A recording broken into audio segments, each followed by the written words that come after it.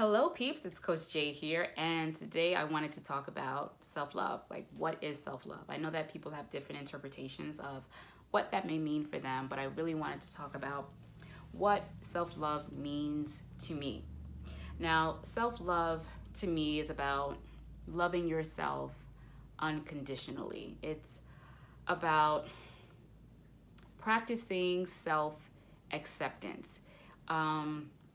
It's about making pertinent decisions that are healthy and necessary for your well-being. This goes beyond looking in the mirror and thinking how dope you are and how beautiful you are. And I think that's great. I think we should really accept and love our external, but it's bigger and it's deeper than that. It's really about loving the essence of our being, right? We all come from the Creator. We are made in the Creator's image. And with that being said, this is why we should show compassion and empathy and understanding to ourselves, because we are divine beings. Okay, this is one of the questions that I get often. It's like, okay, how do I love myself? I hate myself. I don't like anything about myself. I'm hard on myself. I have a problem exercising self-compassion. Where do I begin? Where do I start? For me, I had to ask myself that very question, because I'm telling you, when I tell you I hated every aspect of my being, I did. I hated everything about myself, the way that I looked, my voice, my name. Sorry, Mom. My hair, my personality, like everything, my eyes, features, like everything I hated about myself, like you name it, I hated it. And so that's actually why I became a self-love coach, because I had to love myself to life. And thank God I'm at a place where I think I'm the dopest being on the planet. And that's something that I really want for you all to experience is just that sense of love that you have for yourself, where nobody can shake you and no one can take you off your square. Like, you know that you're dope, you feel it, and there's nothing that anyone that can say that can make you feel otherwise. But the question that I get often is like, where did you begin? How did you start your self-love journey? And for me, I struggled at first. I was like, where do I start? But for me personally, I had to start with self-acceptance. Like, no judgment, accepting everything about me, looking into the mirror, right? Looking at all of my outward external features, right? And then also going within and looking at the things that I felt that I didn't like about myself, but going into a space of acceptance where there's no judgment. I'm just accepting. This is how you sound. This is your personality. These are your features, right? And then getting to a place of gratitude, right? Thanking God, thanking the divine that I have all my faculties, right? I'm able to articulate.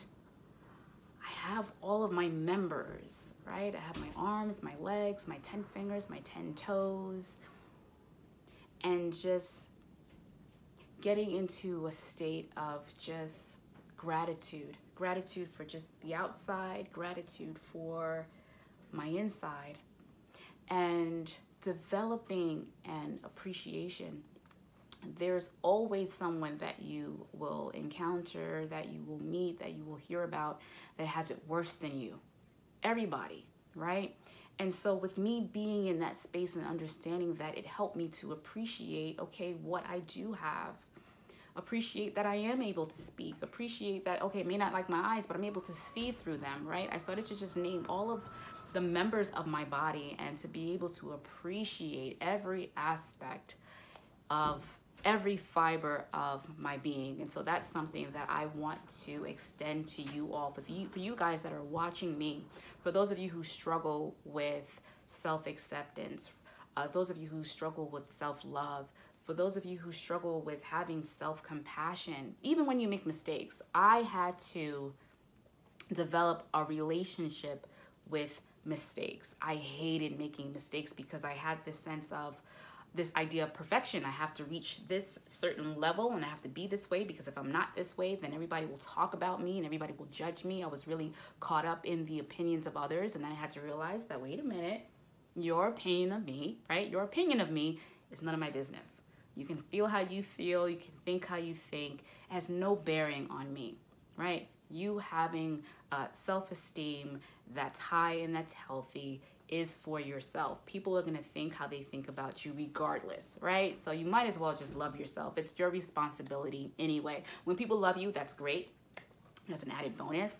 But you are responsible for making sure that you have a loving, healthy relationship with yourself. When you have a loving, healthy relationship with yourself, it begins to permeate outwardly. You end up having better, healthier relationships with other people. So having self-love is not a selfish, negative aspect. You know, there is a sense of selfishness because you're thinking about yourself and you're working on improving yourself, but it's not a negative sense of self, because in essence, you loving yourself better is actually allowing you to have better, healthier relationships. So I would implore you, if you want to begin your self-love journey and you don't know where to start, I'm telling you, sit with yourself, meditate, close your eyes, go within, and really, really focus on you and who you are. Begin to look at yourself